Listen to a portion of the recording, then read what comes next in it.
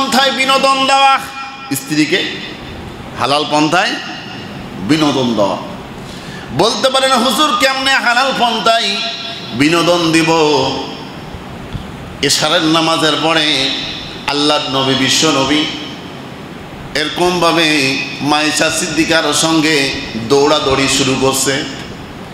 দৌড়াইতে দৌড়াইতে আমার নবী, বিশ্ব নবী ফাঁস হয়ে যায়। তখন নজর করে আমার নবী, বিশ্ব নবী দেখেন মায়েশা সিদ্দিকার মনটা খারাপ। মনটা কি খারাপ? আবার দ্বিতীয়বার আবার দৌড় প্রতিযোগিতা শুরু করলেন। দৌড়াইতে দৌড়াইতে এবার আল্লাহর নবী, বিশ্ব নবী ইচ্ছাকৃতভাবে একটু লো করলেন, দৌড়ানোর গতিটা কমায় দিলেন। মায়েশা সিদ্দিকা ফাঁস হয়ে গেল। সুবহানাল্লাহ।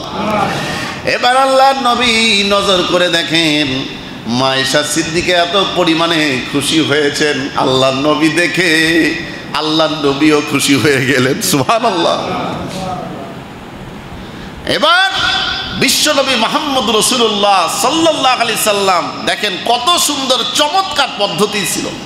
আল্লাহর নবী যদি প্রথমবারের মতো আবার দৌড় দিতেন, স্ত্রী আবার কি কষ্ট পেতেন না? এগুলো হচ্ছে কৌশল বিনিময় করা। স্বামী স্ত্রীর দাম্পত্য জীবন মানেই হচ্ছে কৌশল বিনিময়।